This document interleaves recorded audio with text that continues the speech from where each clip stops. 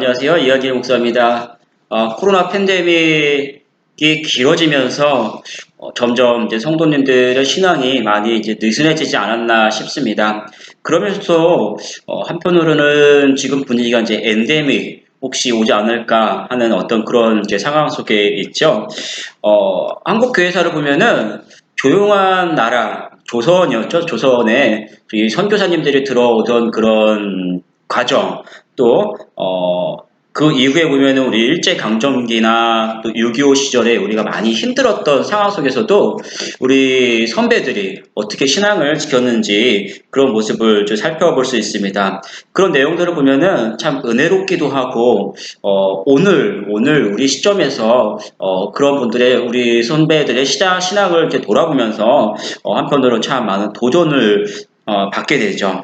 오늘 이 시간은 우리 한국 교회사의 내용들을 통해서 한번 쭉 살펴보면서 여러분들 다시 한번 신앙이 좀 뜨거워지고 우리가 앞으로 어떻게 해야 할까, 어떤 쪽으로 내가 나아갈까, 방향을 좀 찾는 시간이 되기를 축복합니다. 우리가 알기로 역사라고 하죠. 역사를 보면은 세계사와 또 한국사로 나눠 볼 수 있습니다. 마찬가지로 교회사도 세계 교회사가 있고 또 한국 교회사가 있죠. 세계 교회사 안에는 이제 보면은 종교개혁사가 같이 포함되기도 하고요. 나눠서 볼 수 있습니다. 그런데 신학교에서는요, 오늘 우리는 이제 한국 교회사를 볼 건데, 신학교에서는 목사님들을 이제 양성하다 보니까 자기 교단의 이 역사 중심으로 이제 깊이 배우게 됩니다. 저도 총신대학교 신학대학원에서는 이 장로교회사를 이제 중심으로 배우는데 그러다 보니까 조금 범위가 목사님들 중심으로는 좋겠지만 이렇게 우리가 은혜를 이렇게 같이 나누기에는 우리 전체적인 한국의 역사 안에서 이제 같이 교회사가 흘러가야 되는데 조금 범위가 작아요. 그래서 제가 오늘 여러분하고 함께 살펴볼 범위는 조금 더 넓혀서 전체적인 한국 역사 속에서 이 기독교 교회의 역사를 좀 같이 살펴보도록 하겠습니다. 시대적인 구분은 뭐 역사에 대한 시대적인 구분은 학자들마다 다 다르겠죠. 저는 이제 크게 이제 한 4가지 정도로 보는데 처음에 초기 1600년대부터 시작을 할 거예요. 1600년대 아무도 서양에서는 알지 못하던 이 나라에 어떻게 서양이 알려지고 또 선교사님들이 한 번씩 좀 들어오게 됐는지 초기 선교 시대 그 다음에 이제 우리나라의 선교사님들이 이제 막 들어오던 시대, 우리가 알기로는 뭐 언더우드 아펜젤러 선교사님 처음 선교사라고 이야기하지만 그 전에도 많이 있었죠. 또 그 다음에 어떤 선교사님들이 들어오셨고 어떻게 활동을 했어. 이분들의 활동을 인해서 우리나라에 이제 큰 이제 기독교가 이제 성장하게 되죠. 성장을 하고 나면 초기 성장 그 다음에는 이제 우리나라 역사 속에는 일제 강점기가 있었죠. 강점기와 6.25 전쟁까지 또 성장 이후에 또 많이 어려운 시기가 이제 있었어요. 근데 이때는 우리가 또 어떻게 또 신앙을 지키고 또 어떻게 기독교가 조국에 이제 이바지를 했는지 이런 모습들을 좀 살펴볼 필요가 있고 전쟁 이후부터 지금까지를 보면은 뭐 큰 맥락 속에 보면은 아무래도 이제 부흥과 성장 아니었나라는 생각합니다. 뭐 그전에는 아직까지 교회가 자리를 잡지 못했었고 또 어수선했던 속에서 이제 막 성장하고 하나하나 신학적으로 교회가 성장하고 또 신학적으로 이제 자리 잡아가는 그런 시대. 그리고 오늘날은 또 어떤 시대일까 한번 좀 생각해 볼 필요가 있습니다. 이렇게 4가지로 제가 구분을 했고요. 이렇게 볼 수 있죠. 처음에는 시작. 그 다음에 선교사님들이 들어오면서 이제 성장하고 일제부터 6.25까지 환란이 있었고 성장이 있었고 오늘은 어떤가 한번 살펴보도록 하겠습니다. 제일 먼저 초기 선교 시대에는 1627년 정도로 제가 보고 있어요. 이때부터 1888년 정도, 뭐 약간 뭐 정확하지는 않습니다. 어느 이제 시점이 있긴 있는데 이 정도로 제가 잡고 있습니다. 그래서 이때 우리가 제일 먼저 봐야 할 사람들은 누구냐면은 박연이라고 하죠. 우리 말로는 박연이라고 하고 있고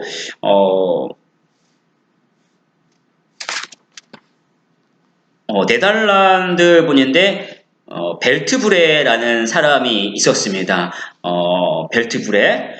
이분은 우리나라에 와서 서양의 우리나라를 이제 알린 이제 최초의 외국인이라고 볼 수 있겠죠. 외국인이라고 볼 수 있지만 정확하게 선교 목적으로 우리나라에 온 분은 아니에요. 일본을 향해서 가고 있었어요. 일본을 향해서 가고 있는데 표류를 하다가 이게 바다에서 표류를 하다가 우리나라 이제 경주에 이제 그 뭐라 그러죠? 물을 뜨기 위해서 이제 경주로 들어왔는데 붙잡혔습니다. 붙잡히는 바람에 이제 한 오랜 시간을 우리나라에서 이제 체류를 하면서 나라에서 이분을 이제 많이 뭐 군사 훈련을 시키는 그런 이제 뭐라 그럴까요? 관료로 이제 이분을 쓰기 시작했죠. 그래서 우리나라에서 자리 잡았고, 뭐 결혼하고, 그 다음에 이제 군인들 훈련하는 일을 하다가, 이제 나중에, 돌아가게 됐는데, 이분의 중요한 건 뭐냐면 돌아가서 이 벨트 브레라고 하죠. 아마 여러분 굉장히 이름이 익숙하지 않을 텐데 이분이 돌아가서 어떤 거냐면은 우리가 잘 알고 있는 하멜 표류기라는 책을 이제 기록을 하게 됩니다. 그래서 조선에서 자기가 어떻게 표류됐고 우리가 알지 못했던 땅 이제 조선이었는데 그 땅에 굉장히 많은 참 신기한 나라더라. 그런 나라가 있더라라는 이런 이제 그 조선에 대한 다양한 문화들을 이제 하멜 표류기에서 이제 기록을 하고 있죠. 여기 보면 그림도 굉장히 많이 있는데 옛날에 뭐 잘못한 사람들은 어떻게 곤장을 맞았고 뭐 이런 내용들 뭐 그다음에 뭐 어떤 뭐 사람들의 이 조선 사람들의 전통적인 복장은 어떻고 우리나라 옛날 복장 참 어떻게 보면 지금 보면 신기하겠지만 굉장히 어떻게 보면 참 풍채가 있고 단아한 그런 모습이었죠. 선비들이나 일반 사람들도 흰 옷을 입고 또 갓을 쓰고 그렇죠? 어쨌든 이 하멜 표류기를 보면은 이 조선이라는 나라에 대해서 다양한 우리나라 문화들을 많이 그림으로 이제 표현을 하고 그것들을 서양에서 이제 이 하멜 표류기라는 이름으로 기록을 하게 되죠. 13년이라고 이제 나왔네요.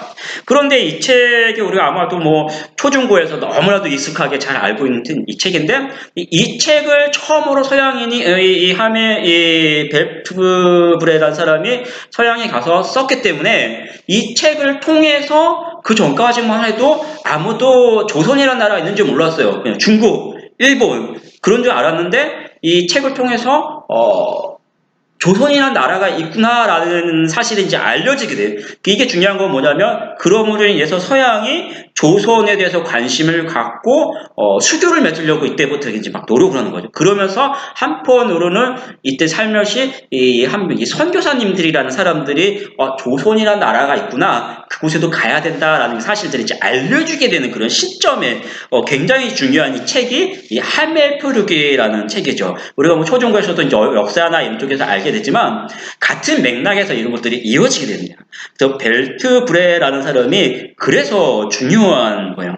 그리고 이제 한참 후에 어떤 사람이 나타나냐면은 우리나라 이름이라는 곽실엽이라고 하고 또 이 독일인 선교사님인데 우리 여러분들한테도 익숙할지 모르겠는데 구출라프라는 이 독일인 선교사님이 우리나라에 오게 됩니다. 그래서 이분 같은 경우는 아까 벨트브레 같은 경우는 기독교인이었지만 선교사님은 아니었어요. 그런데 이 구출라프 같은 경우는 선교사님의 이름으로 이제 우리나라에 오게 되는데 뭐라 그럴까 최초의 어떻게 보면은 상업적 이전에도 이제 벨트브레부터 이분 전까지 많은 사람들이 있긴 있어요. 제가 소개하는 분들은 그 중간 진짜 중요한 사람들만 이제 제가 소개를 하는데 중간에 또 많은 분들이 있어요.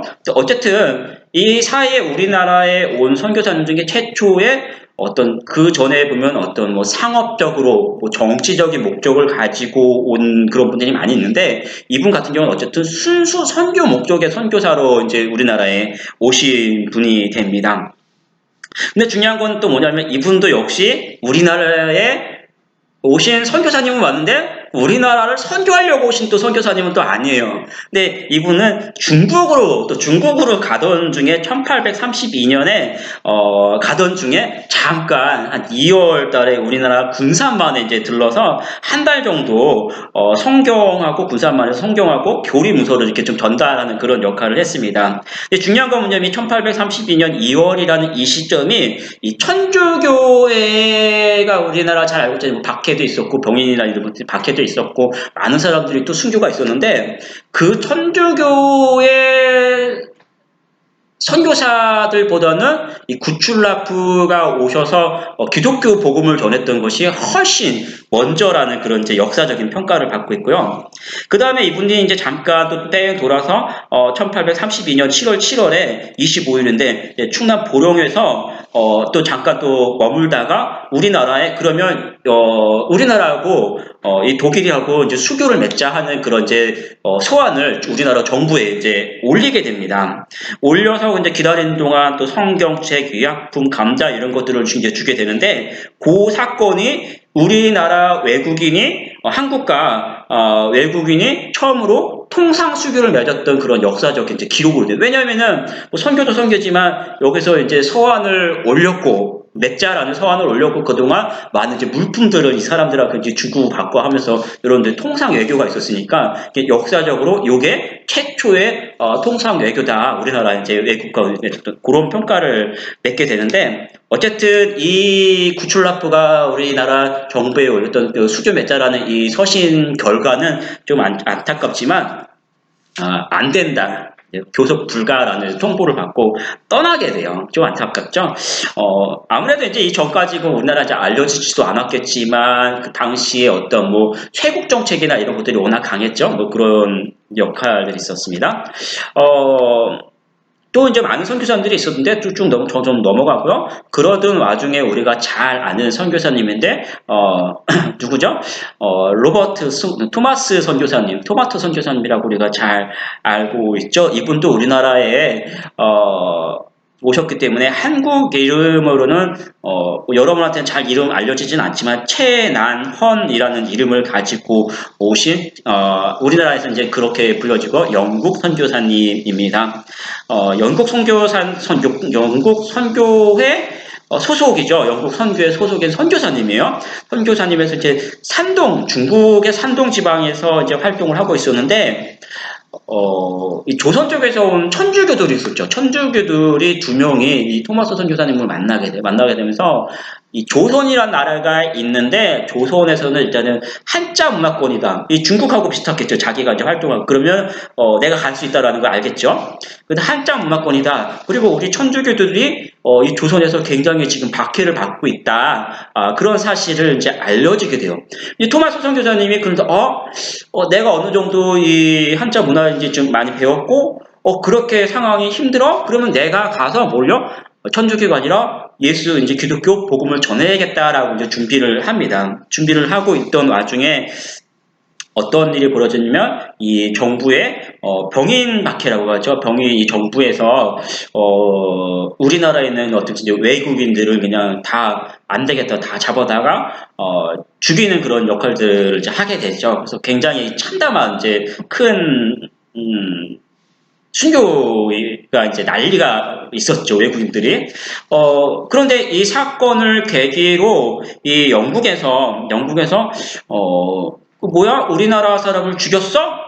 하는 그런 이제 큰 난리가 이제 소식이 듣겠죠? 그러면은 나라에서는 그것도 하나의 건수가 되는 거예요. 그동안 이 조선이라는 나라에 들어가고 수교를 좀 맺고 싶었는데 건수가 없었어요. 근데 이 건수를 가지고 이제 사람을 내보내는 거죠. 내보내는데 지금처럼 신사적으로 내보내는 게 아니라 뭐냐면은 이제 군 함대를 보내는 거죠. 사실은. 그래서 그냥 쳐들어가는 거예요. 쳐들어가고 그거를 건수로 아니 니들이 우리나라 사람들이 이만큼 죽였잖아. 그러면은 이제 자기들이 어느 정도 이겼다라고 이제 가정하는 거죠. 그럼 너희들 우리하고 수교를 맺을래 말래 이런 식으로 하는 거예요. 이런 식으로. 그래서 근데 어쨌든 이 토마스 선교사님이 밖에서 어느 정도 중국 쪽에서 이제 준비를 하고 있는데 그 수교를 맺으러 영국에서 이제 제너럴 셔머너라고 우리가 잘 알고 있죠. 이 셔머너를 조선으로 이제 들여보냅니다.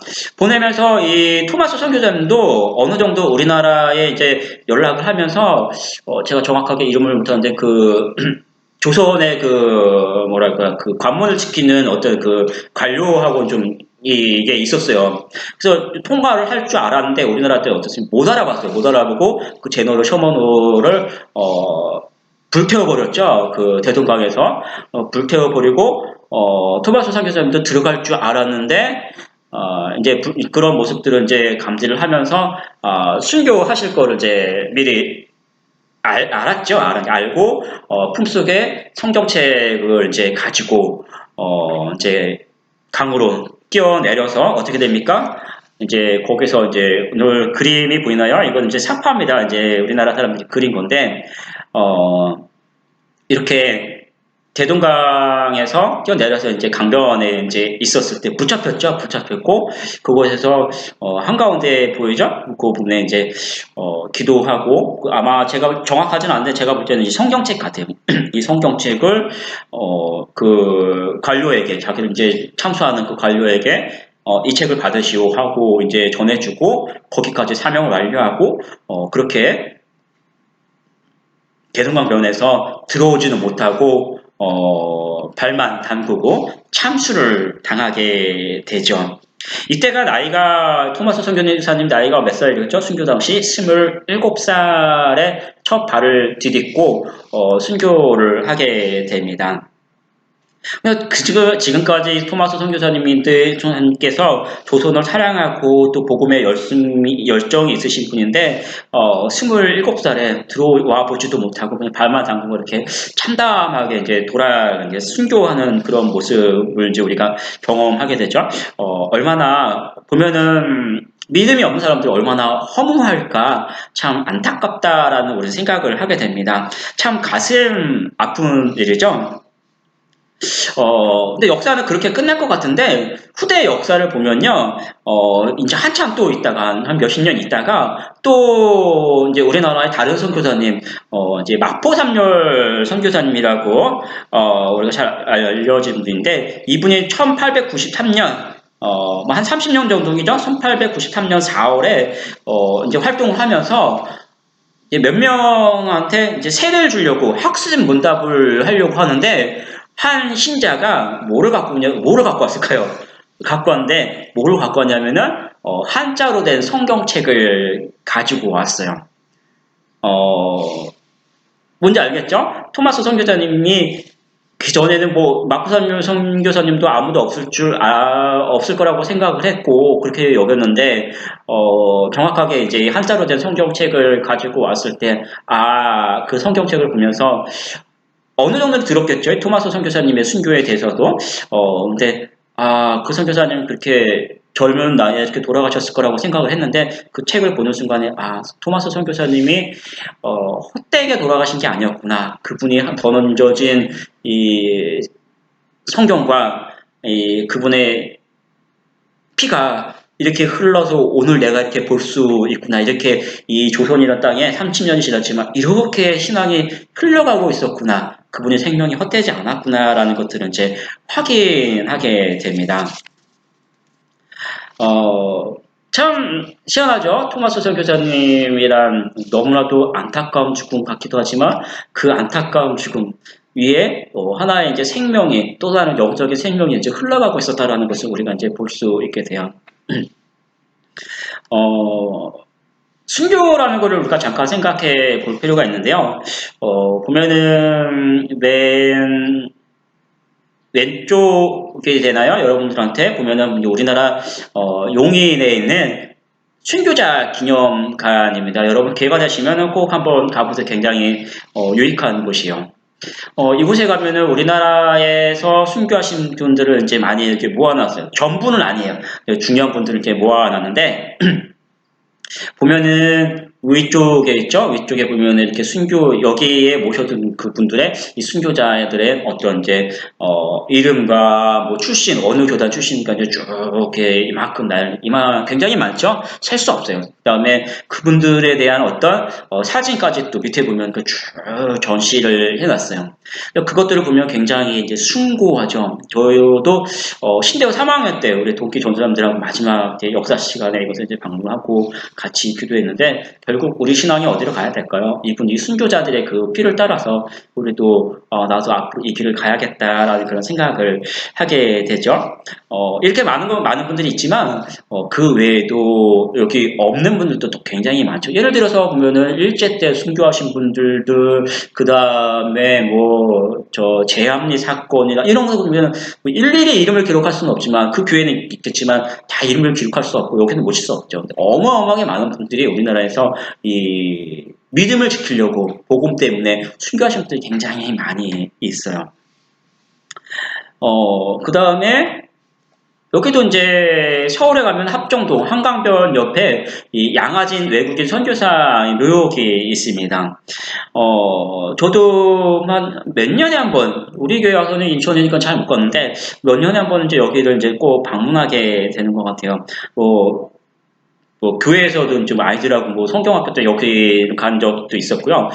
그 다음에 이제 개인적으로도 시간 있을 때 한번 쭉 가서, 선교사님들 보면은, 이렇게 우리를 위해서 복음을 이렇게 전하시고, 이렇게 순수하게 사셨구나. 그래서 굉장히 많이 묵상하게 되고요. 또 아까 이제 그날에 이제 신교자 기념관 가던 그날에 이제 전사람들하고 같이 또 이제 양화진까지 가서, 봤던 적이 이제 기억이 납니다. 뭐 외관을 다 찍을 수 없는데 이렇게 우리나라 묘하고는 많이 다르죠. 우리나라 묘는 좀 무서운데 양화진 가면 이렇게 외국인 묘지이기 때문에 이렇게 좀 볼 게 참 공원처럼 두루두루 볼 만한 게 많이 있어요. 이런 식으로 많이 이렇게 공원처럼 이제 해놨고 또 이름 없는 이제 외국인들의 묘지 뭐 또 선교사님의 어린 아이들의 뭐 묘지 이런 거 다 이렇게 있는데 참 한 바퀴 돌아보면은 참 숭고하다 믿음이라는 것이 복음이라는 것이 이런 것이구나 어떤 분들은 평생을 이렇게 남의 나라 우리나라도 또 힘들지만 남의 나라에 와서 이렇게 돌아가셨고 또 내용들을 보면은 뭐 당시 우리나라 같은 경우는 위로나 이런 것들이 없었으니까 굉장히 뭐 결핵 때문에 돌아가신 분도 있고 또 사고로 아펜젤로 선교사님 같은 경우는 그 자기는 그 난파됐죠. 배에서 난파됐는데 자기는 살았는데 또 이름 모르는 여고생이 이제 빠졌으니까 그것도 건질되다가 또 자기 그렇게 순교하시고 그런 분들이 있는데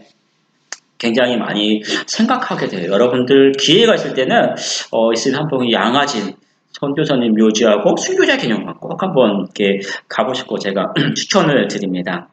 이런 식으로 됐는데 여기 가면은 또 누가냐면은 여기는 이제 최초의 안장자 해론 선교사님이라고 합니다. 뭐 이분도 오셔서 언더우드 아펜젤러 선교사님 이제 그 당시죠. 미리 이제 준비하셨던 분인데 오셔서 이제 같이 위로 선교하시고 이런 분 선교사님, 헤론 선교사님 이제 묘가 이렇게 있고요. 여기 보면 우리가 잘 아는 이거는 아펜젤러 선교사님 묘입니다. 아펜젤러 선교사님 묘와 제물포에서 첫 기도문죠. 우리는 부활절 아침에 이곳에 왔습니다.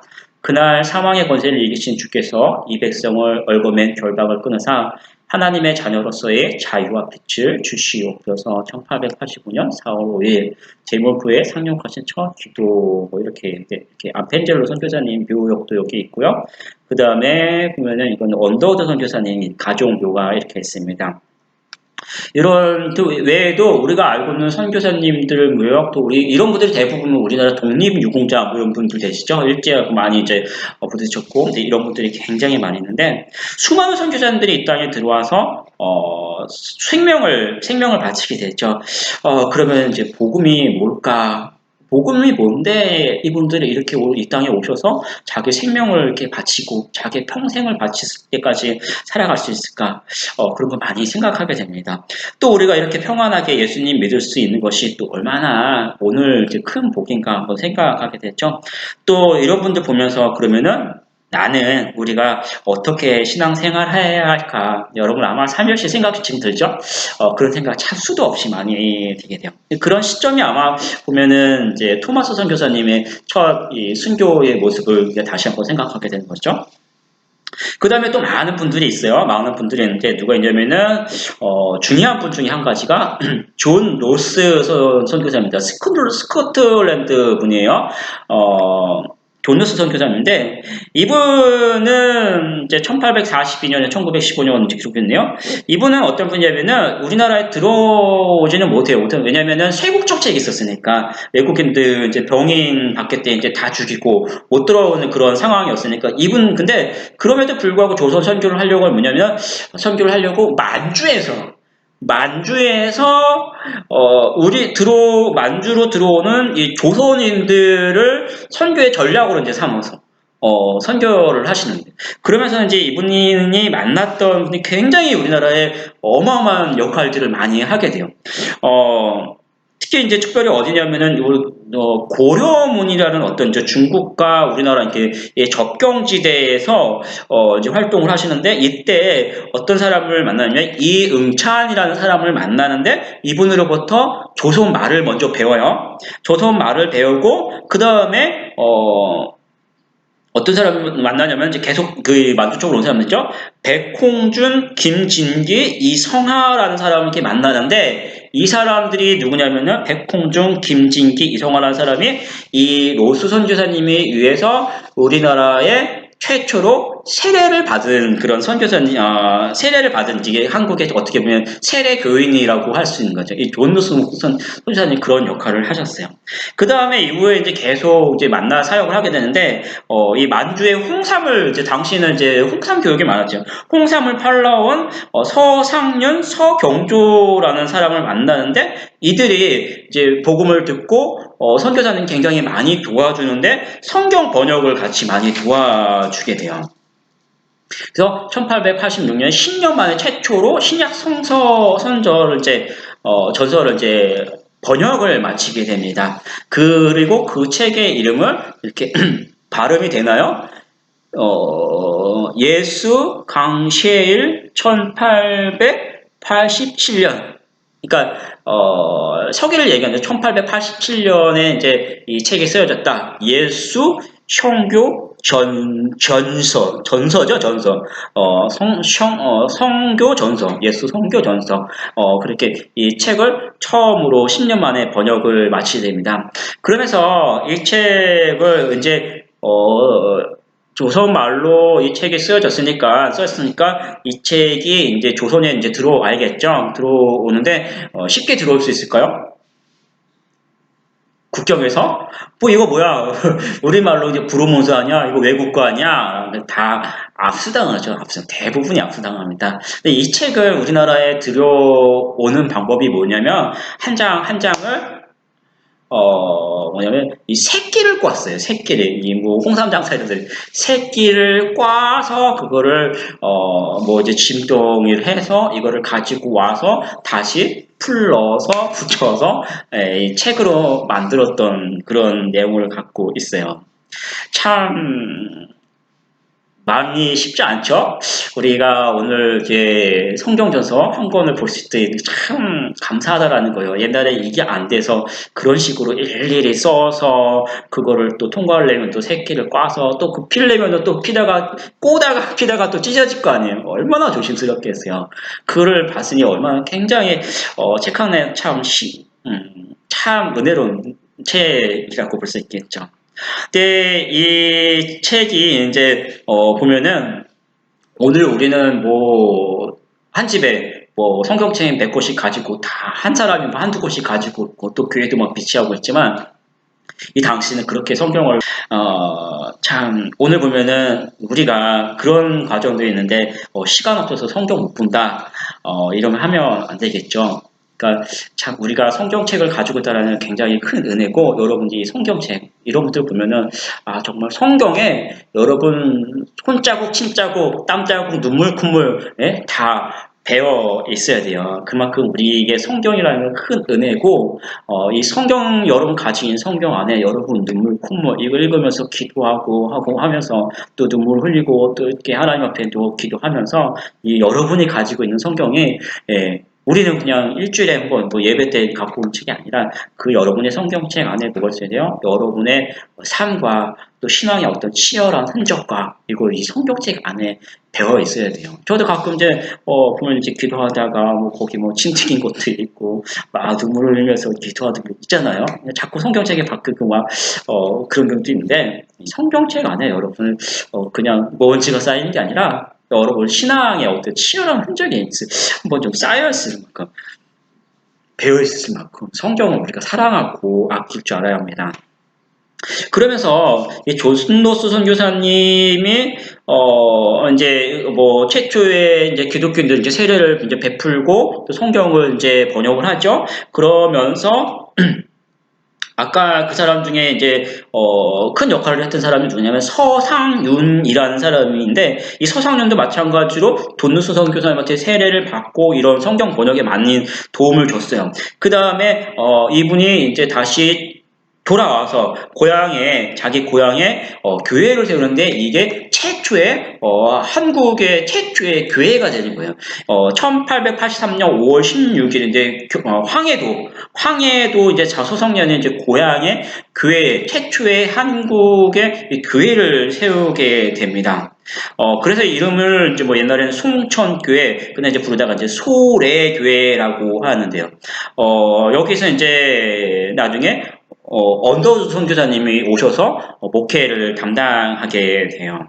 이 사진은 황해도죠. 황해도니까 우리나라 땅에 없는데 이 소래교회 우리나라 최초의 교회 너무나도 소중한 교회죠. 그래서 이 교회를 우리 교단에서 그것도 어디냐면 우리 황해노에 많이 들어봤죠. 어디죠? 예, 우리 교회가 속한 황해노회가 우리 교단의 첫 번째 교단이에요. 장자교단이라고 하죠. 이 황해노회가 이 목회자들을 배출하는 총신대학교 신학대학원에 이 소래교회를 복원해 놓은 그런 사진입니다.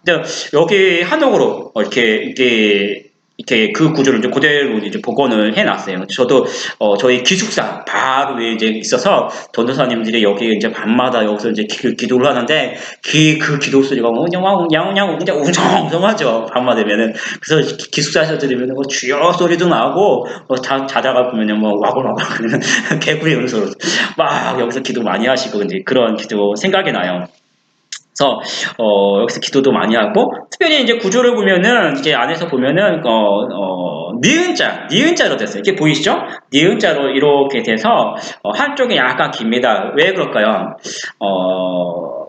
이 당시에는 남녀의 차이가 있었죠. 같이 앉지 않죠. 남녀 부동석이라나요? 뭐 7세 부동석 하니까 남녀의 차이가 있었으니까 같이 예배를 들을 수 없었어요. 그래서 니은자로 이렇게 길게 돼서 이 긴 쪽으로 이쪽으로 이렇게 긴 쪽으로는 여자분들이 더 많으니까 이제 여자분들이 있었고 좀 짧은 쪽으로는 이쪽으로는 남자분들이 이제 남자 성도들이 여기서 이제 예배를 드리고 그 다음에 뭐 목사님들은 이 만나는 꺾이는 이 부분에 이제 강대상이 있었어요. 이제 거기서 이제 설교를 하고 그런 식으로 했던 그 독특한 그 차별이 뭐랄까요 구조를 이제 여기서 이제 볼 수가 있습니다. 그리고 더 오면은 이제 누가요? 이분은 우리나라 분이죠. 이수정이라는 분이 있었어요. 이수정이라는 분은 1882년이 어떤 날이냐, 했냐면은, 우리나라에서, 일본의 신사유람단이라고, 일본의 문물을 이제 배워야겠다라고 해서, 학자들, 정치인들, 그 다음에 이런 사람들을 일본에 이제 유학을 보내요, 유학을. 쉽게 얘기하면. 근데 거기 신사유람단의, 일원으로, 들어가서 일본에 갑니다. 우리나라, 이제, 뭐랄까요. 이분도 굉장히 어떤 위치가 있던 분이죠. 관료였죠. 일본에 갔는데 가기 전에 어느 정도 이제 기독교에 대해서 이제 관심이 있었고, 특별히 이제 이분은 이 농사에 관심이 많았어요. 농업을 배우러 이제 갔던 거죠. 정신적인 뭐랄까, 목적은. 근데 가서 일본에 가서 농업도 많이 배우지만 이제 기독교에 대해서 이제 정확하게 이분이 이제 배우게 돼요. 그러면서 중요한 건 뭐냐면 이수정이라는 사람이 일본에 있는 많은 외국인들을 상대로 기독교에 대해서 이제 배우면서 그러면 우리나라 조선에서도 좀 와서 복음을 전해 주세요라고 하는 조선 선교를 외쳤던 그런 사람들이에요. 참 깨어있는 분이죠. 참 감사한 분이에요. 그래서 자기만 복음 듣고 와서 이제 혼자 있는 게 아니라 내가 부족하니까 자기도 열심히 배우죠. 내가 부족하니까 선교사님 제발 우리나라 가서 같이 좀 가서 복음 전해주세요. 복음 전해주세요. 이렇게 외치고 했던 그런 분이죠. 굉장히 중요한 분이에요. 그러면서 이제 일본에서 미국 성서공회에 있는 루미스라는 사람하고 중국하고 이제 일어 성경을 이제 가지고 그 일본이었으니까 있겠죠. 이 성경책을 한글로 이제 번역을 막 합니다. 번역을 하면서 마가복음하고 사도행전으로 된 책을 번역을 하는데 있나? 없네요. 마가복음과 사도행전으로 이제 된 이 단권의 책을 이제 번역을 해서 하는데, 결국은 그 책이 어떤 책일까요? 이분이 뭐라고 했죠? 우리나라에 선교사님 우리나라에 들어와 주세요라고 이제 간청했던 거잖아요. 그리고 성경을 번역을 했어요. 이 두 개가 이제 모여져서 어떤 역할을 하게 되면은 결국은 우리나라에 들어오려고 준비하고 있었던 언더우드와 아펜저를 선교사님의 역할을 만나게 되는 거예요.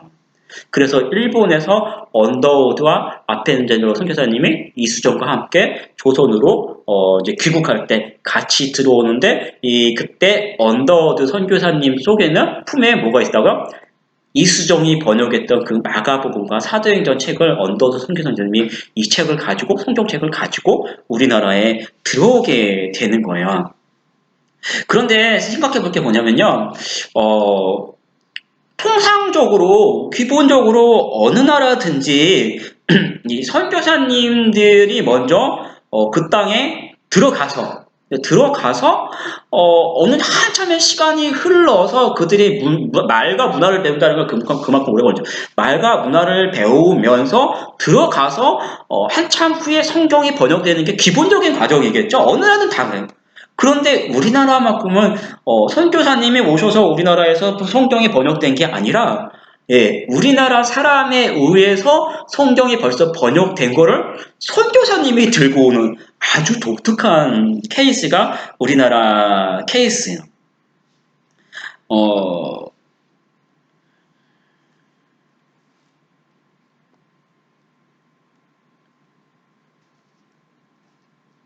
어, 그만큼 우리 조상들이 하나님의 말씀을 이제 사랑했다라는 것을 이제 우리가 알 수 있죠. 그리고 나서 이수정이라는 분은 1898년에 이제 귀국하고 나서 안타깝지만 이 기독교를 이제 전했다라는 그 사실 때문에 체포돼서 이제 처형당하게 됩니다. 많은 선교사님들이 이제 그 외에도 있죠. 중요한 분들만 제가 이제 소개를 해드렸는데, 한 명의 선교사가 들어오기까지 이렇게 조용히 하나님께서 이런 것들을 이렇게 쭉 보면은, 저는 몇 명만 소개를 했죠. 근데 그 전에 많은 분들인데, 그 선교사님들이 들어오기까지 이렇게 조용히 하나님께서 어때요? 이 박연, 벨트브레부터 시작해서 뭐 전혀 이분이 우리나라 선교에 관심이 있었을까라고 하지만 그도 이제 하나님의 백성인데 이 1800년대부터 오랜 시간 동안에 이렇게 계속해서 하나님의 역사 속에서 조용히 준비하고 있었잖아요. 조용히 서양의 이 나라를 이제 알리기 시작했고 또 어떤 사람을 통해서 잠깐 이제 방문하면서 조금씩 이제 이렇게 복음을 뿌리기 시작하고 그 다음에 한 명의 이제 순교자가 있었고 또 그 다음에 이제 이런 이제 외국에서 하나님의 역사를 복음의 역사를 조용히 이끌어 오고 있었다는 것이 우리가 알게 되죠. 그러면서 어느 때가 됐을 때 이제 선교의 물꼬가 탁 트이게 되는 거예요. 그 역사도 우리가 같이 보는데 물꼬가 트이게 하시고 그 역사가 오늘 우리에게까지 복음의 흐름이 이렇게 쫙 흘러오는 거예요. 그러면요 하나님이 이 한국 선교라고 했어요. 하지만 그 선교 안에 여러분 한 명 한 명이 다 그 메시지 안에서 하나님의 역사 속에서 우리가 복음을 듣고 있는 거예요. 그러면요, 여러분 한 명이, 오늘 여러분이 복음을 들었을 때 이 복음, 내가 교회에 나올 때 이 신앙의 모습은 어때요? 1년, 2년, 여러분 인생 10년짜리가 아니라는 거예요. 이미 우리가 이 한국 역사 속에서도 봐도 이미 몇백 년 전부터 하나님은 여러분을 택하시려고 이만큼 준비하셨고 역사 속에서 여러분을 이 땅에 두시고 또 예수님을 믿게 뭐 성경적으로 보면은 뭐 몇백 년이 아니죠. 뭐 창세 전부터 그 역사가 이렇게 우리에게 있었던 거. 그 중에 한 명이 우리라는 거예요. 그러면 오늘 여러분들의 이 신앙이 1, 2년짜리가 아니에요. 얼마나 귀하냐라는 것을 알 수 있겠죠. 그 가운데 수없이 하나님께서 준비하셨고 수많은 사람들의 이 생명을 대가로 복음을 전하게 하시고 그 가운데 우리가 있다는 굉장히 중요한 믿음의 은혜를 우리가 가지고 있다는 거예요. 그리고 결코 어느 한날에 이루어진 것도 아니고 그러면 오늘 우리가 조금 힘들어도 어때요? 긴 역사 속에 있는 하나님의 이 은혜의 경륜은 그냥 힘들다고 해서 끝나는 게 아니라는 거예요.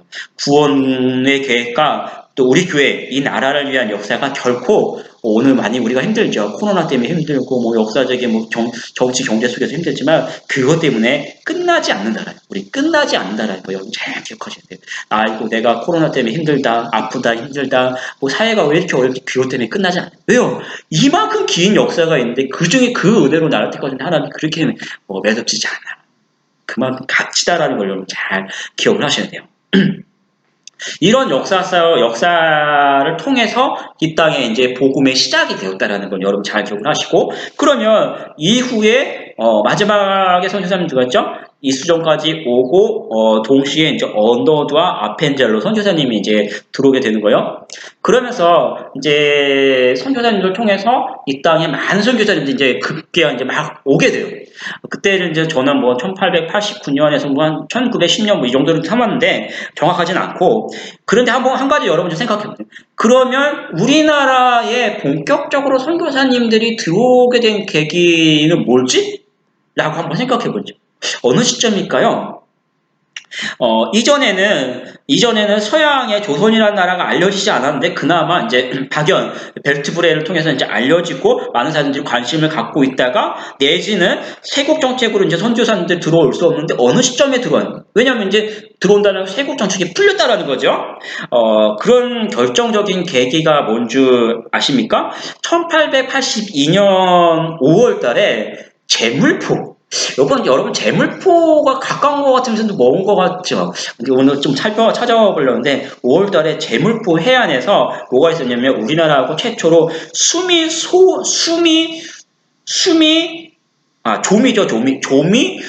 통상 조약이라는 거예요.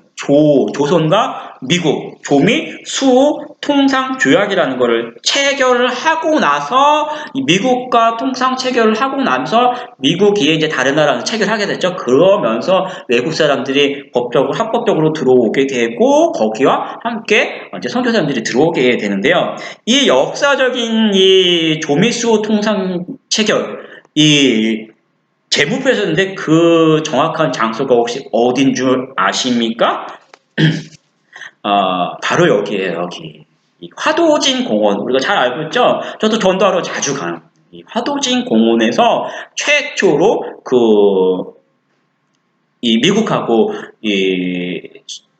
통상 체결이 이제 되게 되는 게 바로 여기 화도진 공원이에요. 근데 이 화도진 공원이 우리나라 역사에서 그만큼 중요한 거예요. 이 화도진 공원 올라가서 관아가 있고, 다 아시죠? 관아가 있고, 그 밑에로 보면은, 이렇게 잠깐 이 화포인데 아시죠? 공원 쪽으로. 거기 보면 이런 이 조개석? 비석이라고 있는데 이 내용이 뭐냐면 바로 이 자리가 조미, 통상 협약이 이제 있었던 이 자리다라는 표시예요. 굉장히 중요한 거죠. 우리나라 역사에서도 이후에 이제 다른 나라가 통상이 이제 맺어지게 되고 그것과 동시에 이제 같이 이제 선교사님 들어오는 굉장히 역사적으로도 중요하고 우리 기독교에 있어서도 그 중요한 점이에요.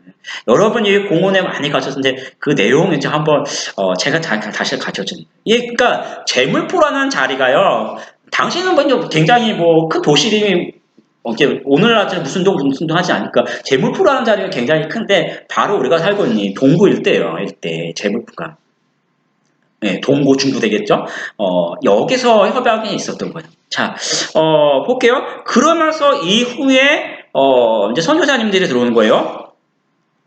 그러면서 우리나라에 들어왔던 분 중에 한 분은 누구냐면 알렌이라는 분들. 알렌도 선교사님으로 오셨는데 중요한 건 뭐냐면 선교사라는 정치적인 타이틀은 이제 안 가지고 왔어요. 그냥 우리나라에 들어와서 미국 공사관에 이제 같이 들어온 거예요. 공무원으로 들어와서 거기에 공사관의 의사 공위로 활동을 하게 되면서 우리가 잘 알고 있는 밑에죠 제중원을 이제 병원이죠. 병원을 차려서 거기서 이제 외국식 방법으로, 미국식 방법으로, 서양식 방법으로 사람들을 이제 치료해주고 수술해주고 그런 역할을 하고 있었던 게 알렌이. 그러다가 이 알렌이 제중원에서 이제 이런 공식적으로 활동을 하고 있었고, 정부에서도 인정을 받고 있을 때 아까 이수정하고 누가 들어왔죠? 우리가 알고 있는 언더우드와 아펜젤로 선교사님이 이제 같이 이제 들어오게 되는 거예요. 재물포로. 언제죠?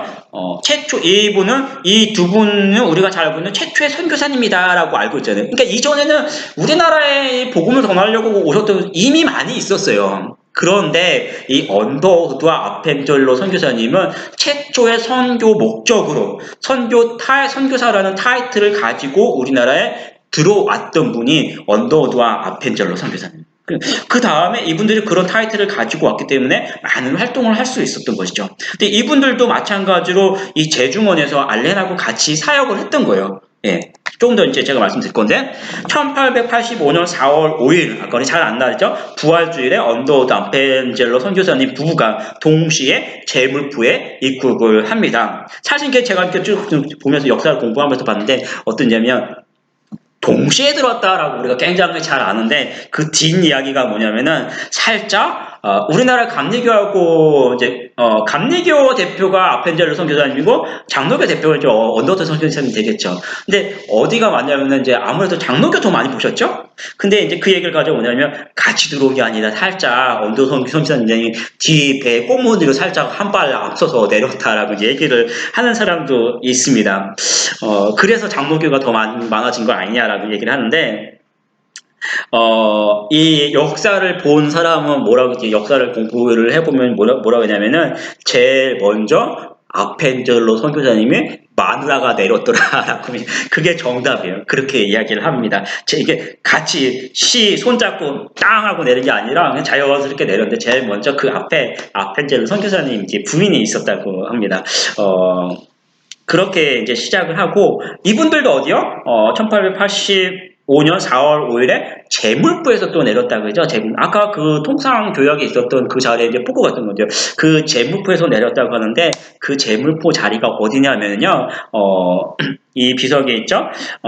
그 지점이 우리가 잘 알고 있는 그 월미도 앞에 중부경찰서가 있죠? 중부경찰서에서 고가가 있고, 고가 타기 전에 이렇게 월미도 쪽으로 가려면 이렇게 위쪽으로 이렇게 쭉 빠지는데, 오른쪽에 보면은 여러분 아마 많이 보셨을 거예요. 한국 기독교 100주년 기념탑이라는 걸 아마 보셨을 거예요. 월미도 중부경찰서에서 이렇게 월미도 쪽으로 가다 보면. 요 자리가 바로 두 분이 제일 먼저 내렸던 그 제물포 자리고, 이 자리가 이제 그것을 기념하기 위해서 제가 알기로는 이제 감리교 쪽에서 이제 이거를 이제 세운 걸로 알고 있는데, 어쨌든 정식적인 명칭은 한국 기독교 100주년 기념탑이다라고 하고 조그맣게 이제 공원이 있어요. 여러분 한번 좀 관심을 가지고요. 살짝 이렇게 공원이기 때문에 가볼 수 있어요. 뭐 잠시 이제 쉴 만한 공간이 되는데 한번 보셨으면 좋겠습니다. 그러면서 먼저 우리는 이제 장로교 입장에서 언더우드 선교사님의 내용을 좀 먼저 보겠습니다. 아무래도 장로교를 대표하는 이제 선교사님이죠. 언더우드 선교사님. 주님 메마르고 가난한 이곳 조선 땅 나무 한 그루 시원하게 자라지 못하고 있는 이 땅에 저희들을 심으셨습니다라고 이제 선교사님 기도가 있죠. 이 언더우드 선교사님 이제 신학교 재학 시절부터 이제 의학 훈련을 많이 했어요. 위료 선교사님 알렌하고 같이 사역을 하게 되는 거예요. 이 제중원 광해원에서 이제 거기서 위로 선교를 하면서 많은 사람들을 가르치는 역할을 하게 돼요. 근데 그렇기 때문에 나중에 이제 광해원이 어디로 성장을 하게 되면은 우리나라 보면 어떤 최초의 외국 병원이 되잖아요. 이 병원이 결국은 나중에 오늘날 이제 세브란스 병원과 또 그렇게 이제 발달하게 되고 또 가르쳤던 그 자리는 나중에 이제 경신학교라고 이제 연희전문학교 오늘날로 하면은 연세대학교가 되는 거예요. 그 이제 모체가 되는 거죠. 그래서 그렇게 성장하게 되는 거예요. 연세대학교, 세브란스 병원 이렇게 발달하게 되는 거예요. 이 언더우드 선교사님을 통해서. 그래서 이거는 이제 연세대학교죠. 연세대학교에 가면은 이 언더우드 선교사님 이 기념비가 이렇게 자리에 있어요. 그리고 보면은 이곳은 아까 말씀드렸던 이 서울 합동동에 있는 양아지인의 이 언더우드 선교사님 가족묘가 있어요. 가족묘가. 이 언더우드 선교사님이 한국에서 사역을 하셨고 자기의 이 가족들도 계속해서 세브란스 병원하고 또 이 연세대학교 쪽으로 이제 확장이 됐다고 했잖아요. 성장을 하면서 계속 이 가족분들이 그 연세대나 이쪽에서 뭐 이사진이나 이런 식으로 계속해서 이어져 왔어요. 사역을 하면서 이어져 왔어요. 그러다가 제가 한 이제 20년 정도 이제 기억을 하는데 15년에서 한 20년 정도 사이로 기억을 하는데 그때 우리나라에서 선교한국이 있었는데 그때 이제 마지막에 이제 보고가 있었는데 그 전에 언더워드 가족의 마지막 후손이 계속해서 이곳을 중심으로 이제 사역을 하다가 작년에 본국으로 가족이 다 본국으로 귀환하셨습니다라고 이제 우리나라 이제 선교 보고를 했던 적이 있어요. 그러면서 언더우드 선교사님은 우리나라에 이제 뭐 묻히기를 희망하셔서 여기는 다시 이제 그 묘비를 이제 가족 묘비를 이곳에 합장으로 이제 그 선교사님 묘지에 이 양화진에 같이 이제 세워지게 된 겁니다. 가족 묘고요. 그 다음에 또 아펜젤러죠. 감리교 대표 이제 아펜젤러 선교사님 이제 배제학당을 세워요. 배제학당. 그래서 이 배제학당이라는 것은 국내 최초의 서양식 사립학교. 최초의 서양식 사립학교 요거를 이제 아펜젤로 선교사님이 세우게 되고 이후에 이 배제학당에서 나오는 많은 분들이 있죠. 그래서 제일 대표적인 이승만 박사나 뭐 이런 분들이 이제 이 배제학당에서 이제 배출이 되게 돼요. 그래서 여러 어떤 이제 당시 일제 강점기 때 어떤 민족 지도자들, 독립운동가들이 이제 배제학당에서 이제 배출되고 동시에 이제 성경 번역을 많은 사역을 하게 됩니다. 특히 이제 아펜젤러 선교사님이나 서재필 등이 이 서재필 잘 알고 있죠. 독립 이런 분들이 이 배제학당에서 이 이승만 박사의 스승이 돼요. 스승이 돼서 그 다음에 뭐 만민공동회나 이럴 때 이 이승만 박사가 이제 뭐 검거가 되죠. 그럴 때 이제 아펜젤러가 가서 뭐 위로하고 이런 일들을 이제 기록에 있어요. 그런 분들이고 그 다음에 이제 아펜젤러 선교사님이 보면은 이 인천의 내리교회라고 혹시 아시죠? 이런 요게 이제 한국의 최초의 감리교회가 되는 거예요. 한국 최초의 감리교회를 내리교회로 이제 세우게 돼요. 아마 제가 말 안 해도 잘 아실 거예요. 이게 어디냐면 동이천역 앞에 아시죠? 그 신포시장 입구에 여기 있어요. 그래서 저도 그 앞에 있는 병원을 가게 되는데 찾을 데가 없어서 자꾸 이제 여기 주차장 이렇게 쓰는데 그 인사를 하죠. 이제 관리하시는 분한테 잠깐만 대고 갈게요. 이제 얘기를 인사를 하면서 하는데 여기가 이제 최초의 감리교회, 우리나라 최초의 감리교회가 되고 그러면은 우리나라 최초의 장로교회는 어딘지 제가 말씀드렸죠? 어디죠? 아까 서상윤이 고향에 황해도 고향에 세웠던 소래교회가 장로교회에서 훨씬 먼저 세운 거예요. 그리고 그 다음에 이제 1902년에 성경 번역, 이 아펜젤로 선교사님 성경 번역의 위원회에 이제 참석하려고 조그만 배를 이제 타고 가다가, 어떤 상선하고 이제 충돌해요. 그래서, 자기는 빠져나왔는데, 어떤 여고생으로 제가 알고 있는데 두 명이 이제 허우적거리는 걸 거지려고 하다가 거기서 이제 빠져서, 순교, 아펜젤로 선교사님 이제 순교하게 됩니다. 그 다음에도 많은 분들이 오는데, 뭐, 우리 인천에 있는 걸 보면은, 인천 내동 성당이라고 혹시 들었니? 요거 같은 경우는 우리나라 최초의 성공의 성당. 여기가 어디냐면은, 그,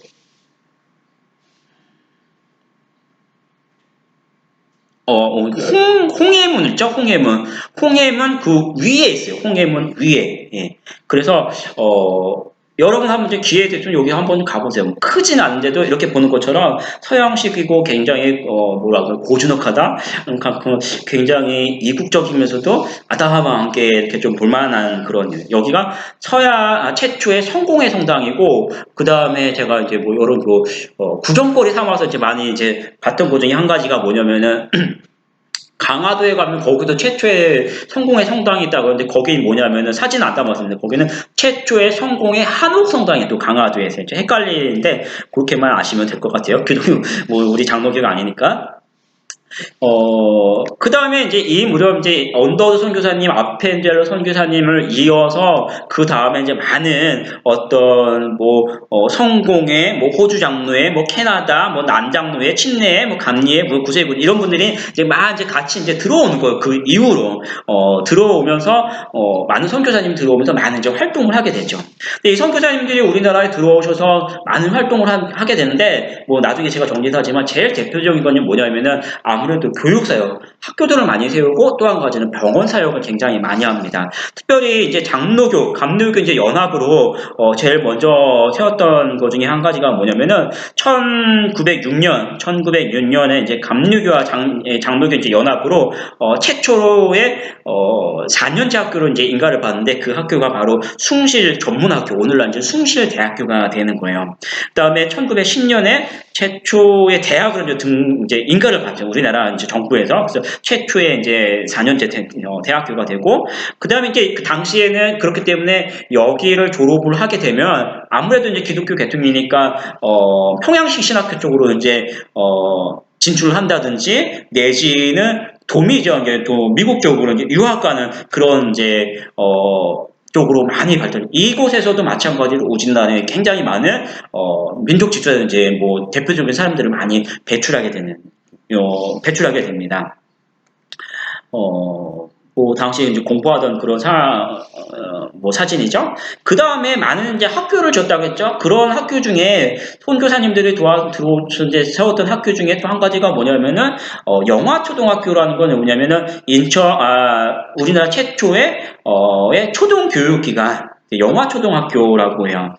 이것도 같은 시기에 이제 존 루스 그 여사가 1892년에 이 학교를 이제 세워서 초등학교를 지어야겠다라고 해서 이제 세우게 되죠. 그래서 요게 어디냐면은 인천의 인천의 이 동부에 있어요. 이것도 동부에 있고, 오늘날 영화초등학교, 여자정보고 아마 아실 거예요. 우리나라 최초의 초등학교다. 또 한편으로는 또 이제 병원도 많이 세웠어요. 그래서 뭐 제중원, 또 평양에 있는 기홀병원, 또 대구 동산병원, 부산 일신병원, 뭐 선촌 미동병원, 뭐 가해 결해지병원, 뭐 해주 구세병원, 뭐 전주 예수병원, 함흥 재해병원, 뭐 원산 구세병원, 뭐 개성 남성병원, 뭐 이런 병원들 굉장히 많이 있으니까 많이 세우게 되죠. 그런 것 중에 한 가지 또 얘기를 제가 말씀드리면은, 보구여관이라고 합니다. 1887년에 서울 정동에 세워진 최초의 여성병원에 오늘날 2대 부속병원이 되는 것이죠. 이런 병원, 그러니까 아무래도 여성이 많았고 또 약자였고, 그리고 여성 중심으로 사역을 했다라는 것들, 이제 이런 것들을 이렇게 통해서 볼 수 있게 되죠. 이런 선교사님들이 많은 사역들을 해요. 학교도 많이 세우고 또 그 다음에 병원도 많이 세우고 많은 일들을 하게 되는데 그런 것들을 그러면 오늘날 이 선교사님들이 우리나라 이 당시 사회에 어떤 공헌을 했느냐라는 것들을 피셔라는 사람이 몇 가지를 정리를 했는데 제가 쭉 읽어드릴게요. 첫째는 병자, 부상자들에 대한 어떤 과학적인 치료. 그 전까지는 이런 것들이 과학적이진 않았죠. 침 넣고, 약 주고, 그런데 민간요법, 이런 데 이제 서양적인 과학적인 치료, 이런 것들로 많이 했었고, 그 다음에 빈민 고아들에 대한 어떤 조직적인 보호, 이런 것들이 많이 있었고, 또 미신숭배가 굉장히 많았죠. 이런 것들이, 선교사님들 오면서 많이 감소되고, 또 어린이대에 대한 존중. 그래서 인천에 보면은 최초로 초등학교 세우고 이런 거. 그 다음에 조훈과 혼인 풍속에 그냥 어린 아이 남자들 다 잡아가니까 막 8살, 10살 되면 결혼시키고 이런 것들을 이제 많이 개선시켰고요. 그 다음에 여성에 대한 태도. 그러니까 이제 여성 학교 이런 것도 많이 있었죠. 그 다음에 여성 병원 이런 것들. 여성에 대한 태도와 처우의 개선 이런 것도 있었고 또 민주주의 사상에 대한 보고 또 사회복지에 대한 봉사와 새로운 역사들 또 알코올, 마약. 그래서 우리나라는 선교사님들이 오셔서 당시에 술, 담배에 굉장히 강했잖아요. 그래서 선교사님들이 한국은 금주령을 내렸어요. 금주령이 이 한국 토대에는 안 된다라는 게 굉장히 안 좋다라는 것을 알기 때문에 이때 당시에 이제 금주령을 내렸어요. 그리고 그게 언제요? 지금까지 이어지는 거야. 우리나라도 교회 다니면 술 먹으면 안 된다. 담배 피우면 안 된다라고 알고 있잖아요. 근데 어떤 분들은 그 성경에 그런 얘기가 없는데 어딨냐라고 하는데 이때에 맺어져서 우리나라의 풍속이 맞지 않기 때문에 지금까지 있는 거예요. 하면 안 되는 거예요. 원칙적으로 예외적으로 이게 병의 치료에 도움이 된다. 그러지 않으나 하면 안 되는 거예요. 이렇게 묶어놨기 때문에. 그래서 이런 알코올 마약에 대한 굉장히 많은 계몽이 있었고 또 근대 학교 교육의 과학적 요청과 존중의 징배 이런 역할들이 많이 있었다는 거예요. 그래서 선교사님들이 오셔서 우리나라에 굉장히 큰 역할을 했다. 그 다음에 그러면서 선교사님들을 통해서 우리나라가 이제 점점점 이제 복음이 확장되면서 결정적으로 언제 확장이 되냐면은 1907년이에요. 1907년 평양 대부흥으로 우리가 알고 있죠. 이 사진은 1907년 당시 평양 대부흥 사진은 아니고 2년 있다는 게 계속해서 이어지는데 1909년에 이제 집회 때 찍었던 사진입니다. 이게 이제 그냥 1907년이 있었던 건 아니고 대붕의 전조가 있었던 거예요. 전조가 있었는데 1903년에 보면은 감리교 선교사님들이 원산에 모여서 성경 공부를 하면서 사경회를 할 때 사경회가 있었어요. 그러면서 이제 은혜를 받기 시작했는데 그러다가 1907년 1월 6일에 이제 평양 장대현 교회에서 1,500명이 길선주 목사님이 모시고 이제 설교를 하는데 막 사람들이 막 은혜를 받고 그러면서 많은 사람들이 회개를 하게 돼요. 자신의 죄를. 그게 부흥의 사실. 말씀을 들으면서 어떤 사람들은 나와서 내가 그동안까지 아내 몰래 막 도박을 해갖고 집 팔고 땅 팔았는데 다 몰랐는데 그거 막 아내 앞에서 회중 앞에서 회개. 어떤 사람은요 심지어 내가 누구랑 싸우다가 누구를 죽였는데 아무도 몰랐는데 내가 이 자리에서 회개합니다. 살인까지 고백. 그런 역사가 굉장히 많아요. 자신의 도박, 죄, 음란, 이런 것들을 회중 앞에서 공개적으로 막 공개하는 회개 운동이 일어나요. 근데 그게 자신만 막 눈물 펑펑 흘리면서 하는 게 아니라 막 점점점 많은 사람들이 확산이 되네요. 회개의 운동. 근데 이 1907년 이런 집회들이 곳곳에서 막 일어나요. 근데 이 역사 후에 1906년에 당시 6년에 우리나라에 있던 교인 수가 54,987명이에요. 54,980. 근데 1907년에는 73,840명으로 약 한 34%가 성장 장로교 쪽에 장로교가 54,000 쪽에서 73,000 쪽으로. 그 다음에 감리교는 1906년에 18,107명에서 1907년에 39,613명으로 118%가 성장해요. 엄청난 수치죠, 당시로 보면은. 근데 중요한 거는 당신 단순하게 숫자만 늘어났던 것이 아니라 이런 것들을 통해서 성도들이 어떤 이제 토착적이 막 늘어나면서 우리나라 고유의 토착적인 이제 신앙들의 이제 막 자리잡기하는 거예요. 모여서 우리나라 어떻게 하죠? 모여서 말씀 듣고 통속기 주여 삼창하잖아요. 근데 이전에 이제 서양식으로 보면은 보통 뭐 센텐스 기도래요. 한 사람이 기도를 하면은 예수님의 이름으로 기도합니다. 아멘 안 하고 다른 사람이 물려받아서 연회에서 기도합니다. 또 기도하고 또 연회에서 기도합니다. 또 기도하고 이런 식으로 했는데 그게 아니라 우리나라 같은 경우는 그냥 말씀 듣고 주여 삼창합니다. 주여 이런 것들이 우리나라의 이제 고유의 신앙 문화들이 자리 잡고 또 이런 이제 확장 소체 속에서 목사님이 따서 어떤 목사님이 이제 어느 집에 가면은 조용히 앉아서 주님 오늘도 나의 이 복음을 위해서 이 가정을 위해서 기도하고 뭐 이렇게 기도하잖아요. 그런 기도의 문화들이 우리의 신앙에서 자리를 잡아. 또 이후에 이제 이렇게 막 확장하면서 우리 이제 당시 이제 농사지로 가기 전에 아침에 일어나면 먼저 새벽 기도하는 이런 문화들이 고유한 새벽 기도 이런 거는 다른 나라에 없죠. 우리나라만 이제 이러니 우리 고유의 신앙의 모습들이 이때 막 확장을 하면서 자리를 잡게 되는 거예요. 그러면서 선교사님들이 한국 선교에 대해서 이제 평가를, 이렇게 확장을 했는데, 우리가 이렇게 확장했는데, 다시 한번 평가를 해보자 평가했는데, 이제는 한국 사회에 기독교가 자리 잡았다라고 이제 평가를 하게 되는 거죠.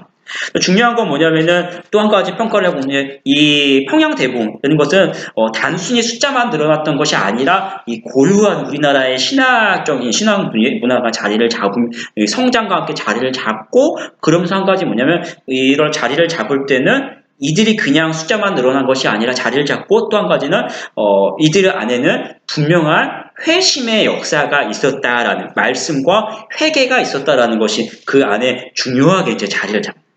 부흥이라는 건요 단순히 숫자만 늘어난 것이 아니라 이 부흥에 따른 이 말씀과 이 회개 이런 것들이 있고 그의 어떤 증거가 같이 나타난다라는 거죠. 이게 이제 이 평양 대부흥 있었고 이것을 계기로 우리나라에 조그맣게 처음에 시작했었죠. 선교사님들이 이제 조미수 통상협회를 통해서 이제 들어오기 시작해요. 들어오면서 이제 이 언더우드 선교사님이 공식적으로 들어오고 그 다음에 1907년을 기점으로 확 성장하고 자리 잡고 이런 역사가 있는 거예요. 그 다음에 가면은 이제 성장을 하다가 나중에 일제강점기라고 했죠. 일제강점기가 6.25가 되죠. 1910년 8월 29일 이날은 경술국지라고 하고 국치 수치스럽다 나라의 수치라고 하죠. 국치라고 하죠. 이날 우리나라의 주권을 일본에 넘겨주게 되는 거예요. 근데 이때부터 경술국지 이날부터 1945년 8월 15일 광복절까지를 우리가 일제강점기다라고 표현을 하죠. 그 일제강점기와 6.25 이때는 이제 성장이 아니라 우리나라의 기독교에도 뭐 역사도 마찬가지지만 기독교에도 굉장히 많이 환란기라고 볼 수. 또 일제 때 우리 민족이 당한 고난 이제 이루 말할 수가 없죠. 그 중에서 이제 기독교적인 관점에서 제일 큰 것은 아무래도 신사참배가 되겠죠. 신사참배. 일본이 서울 남산입니다. 서울 남산에 조선신궁이라고 했어요. 조선신궁이라는 것을 세우고 그 다음에 전국 시도 면까지 면 있으면 이제 뭐 다 없는 데가 없는 면까지 일본의 신사를 이제 다 차려놓고 거기 이제 참배를 하게 되죠.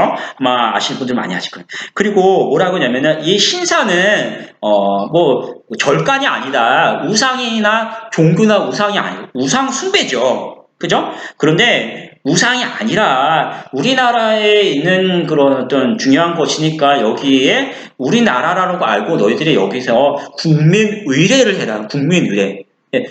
우리 대한민국 국민이 국가의 국기에 인사하는 거 맞는 거잖아요. 그런 것처럼 신사 너희들이 이제 일본의 국민이 됐으니까 이 신사에 일하는 게 국민 의례다라고 이제 얘기를 해요. 아니죠. 정확하게 종교시설이고 신사참배가 되는 거예요. 우상숭배요.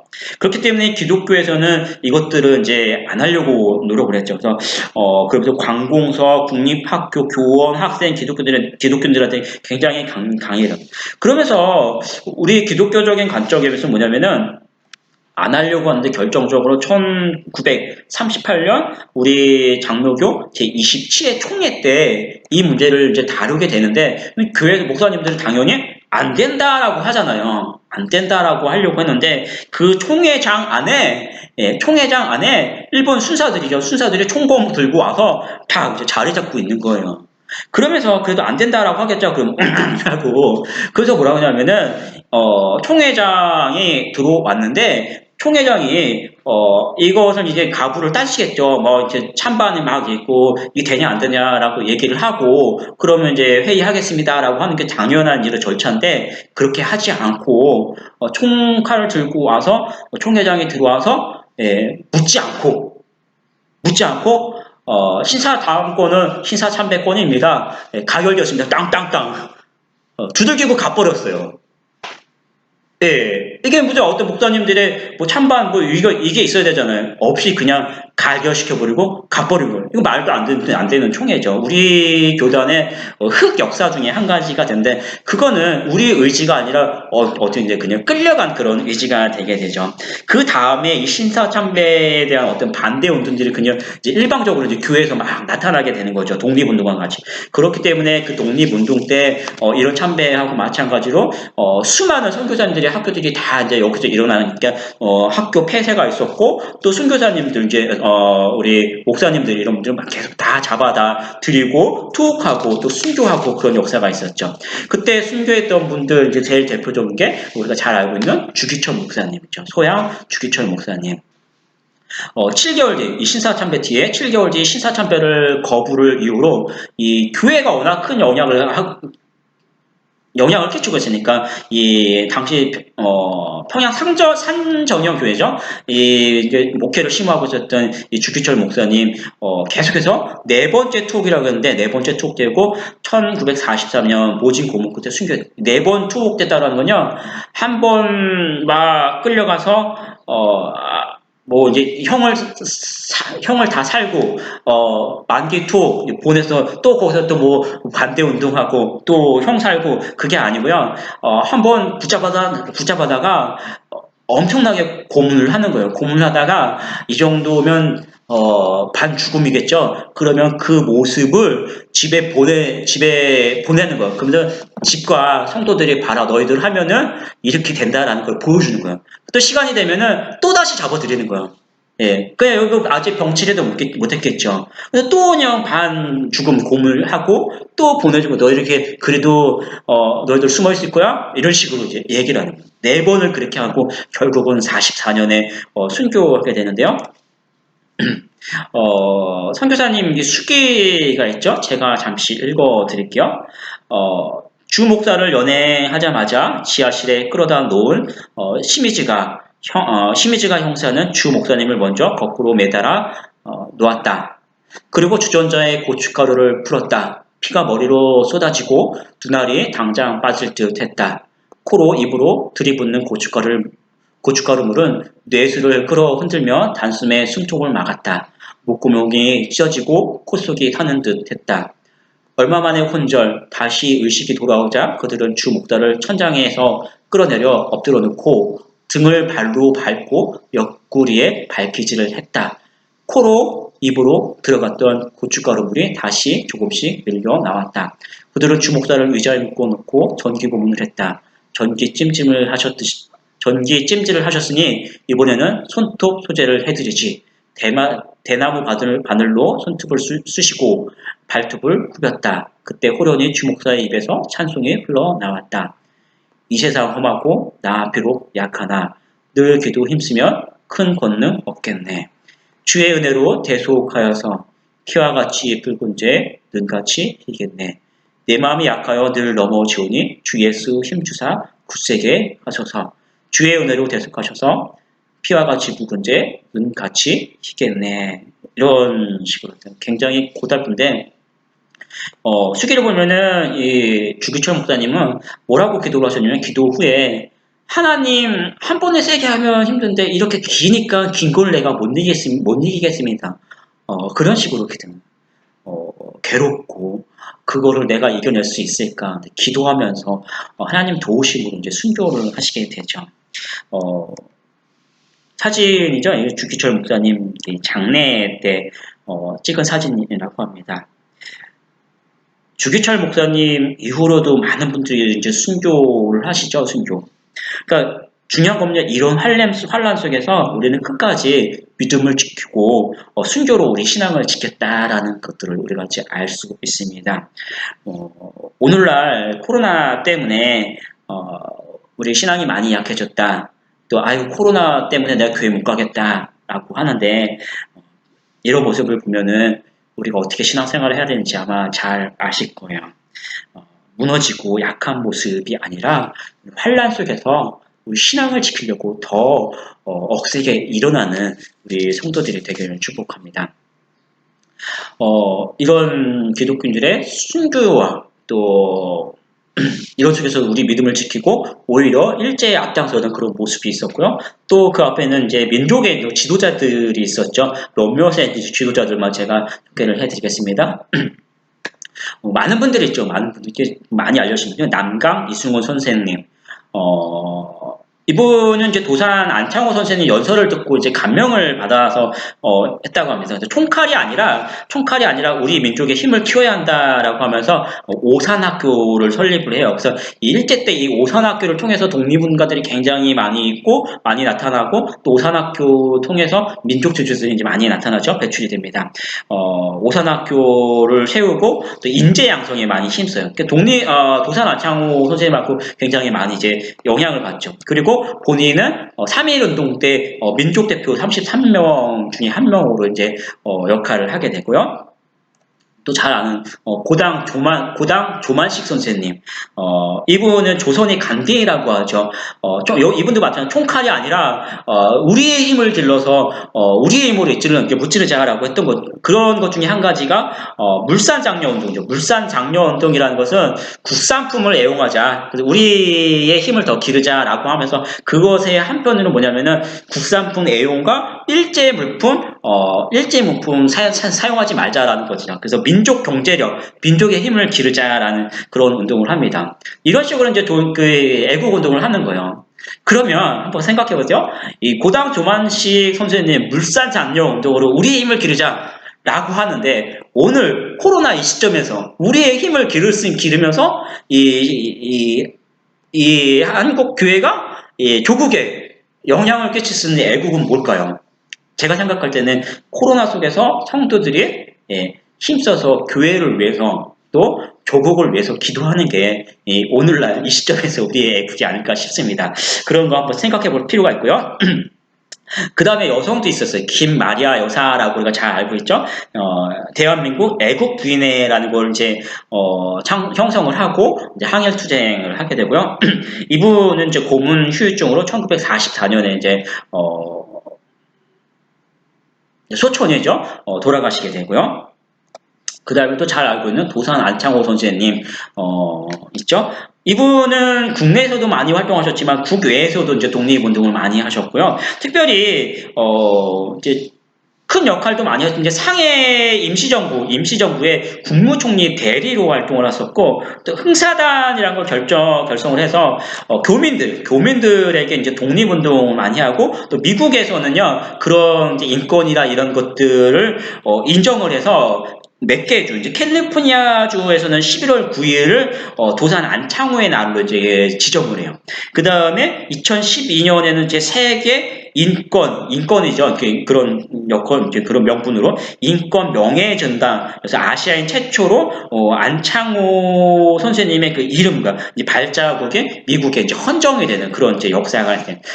그만큼 우리나라 뭐 교육, 또 인재 양성, 또 인권에 대한 이런 것들을 국내에서 굉장히 크게 이제 활동하셨던 분이고, 그 다음에 아마 여러분들 잘 아시니까 제가 이제 짤막짤막하게 해도 될 것 같아요. 그 다음에 저는 이분을 참 좋아하는데 남궁옥 선생님, 남궁옥 선생님.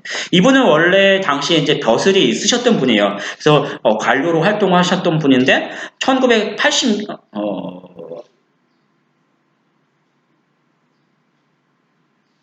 1980이 아니요, 1880이죠. 1886년, 아간 파천 때, 사임을 이제 공직에서 물러나고, 그러면서 독립협회를 창간합니다. 독립협회.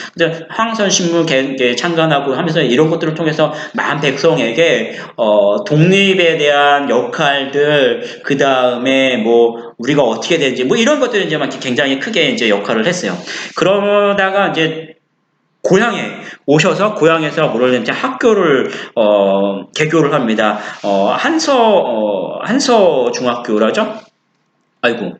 네, 한서 중학교를 개설을 하고서 여기서 이제 후 교육 사업을 통해서 많은 사람들한테 이제 독립에 대한 것들을 이렇게 역할을 하는데 우리가 잘 알고 있는 찬송가 580장 뭔지 아실까? 삼천리반도 금수강산 하나님 주신 동산 삼천리반도 금수강산 하나님 주신 동산 이 찬양 있잖아요. 이 찬양을 이제 지어서 학생들한테 가르치는데 이게 한서중학교의 교과예요. 그래서 학생들한테 너희가 지금 우리가 이제 일제 지배를 받고 있지만 여기서 벗어나는 길은 너희가 올바로 배우고 그래서 너희가 이 사회에 나가서 힘을 기르고 또 그러려면은 너희가 바로 배우고 이 땅을 잘 가꿀 줄 알아야 된다. 한서중학교 가면은 거기서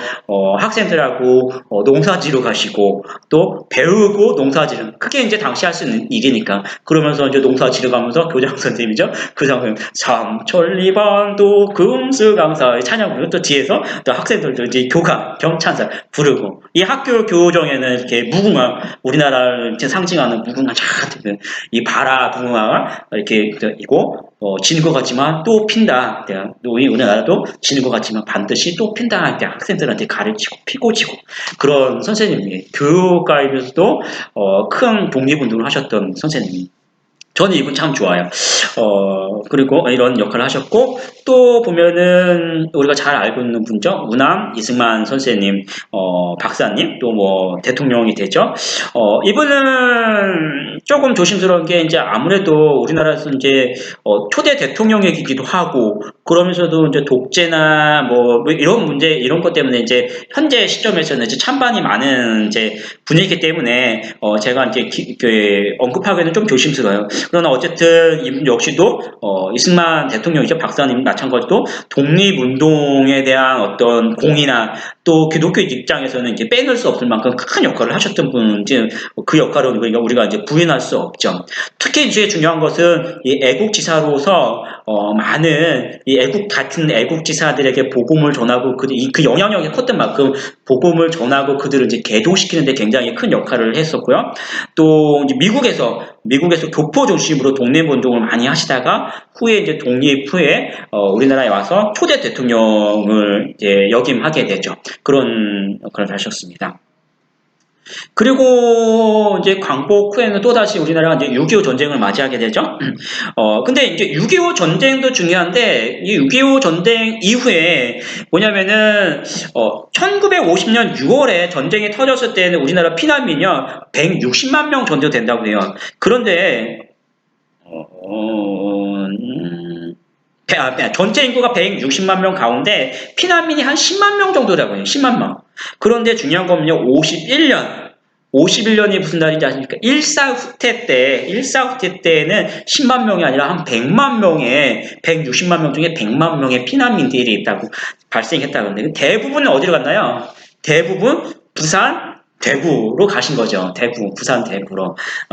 근데 또 그런 물결 속에서, 밀려왔던 분들이 이제 인천으로 많이 오고, 그 통에, 우리 인천중앙장로교회도 그 통에 이제 세워지는 그런 교회가 되는 거죠. 근데 대부분 부산 대구로 간데 그곳에서도 역시 기독교인이 막 100만 명이 몰렸잖아요. 그러면 우리는 그 속에서 신앙을 못 지키냐? 거기서도 모여서 같이 나라를 위해서 기도하고 또 신앙을 지켰던 것들이 이제 기독교입니다. 그때 우리가 어떻게 했냐면은 이제 대부분 한꺼번에 모이니까 구국 집회, 몇 개 이제 큰 집회가 있었는데 이때 모여서 이제 대부분 이런 구국 집회가 있었다고요. 뭐 많이 있었는데 그런 구국 집회를 오늘날 기독교가 뭐라고 평가하냐면 이런 몇 개의 큰 구국 집회 이후에 뭐가 있었냐면 인천 상륙 작전이 성공했다라고 이제 평가를 내려요. 기독교에서는.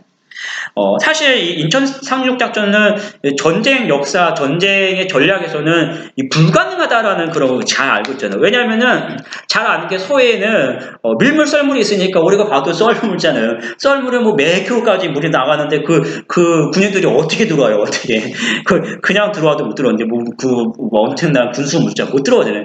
그러니까 북한도 지키지 않았고 이거는 불가능한 작전인 불구하고 메가더 장군이 정확하게 이 밀물의 시간을 계산해서 제일 앞에 있는 이 월미도 쪽으로 들어오면 된다라고 그 짤막한 시간에 밀고 들어왔던 거예요.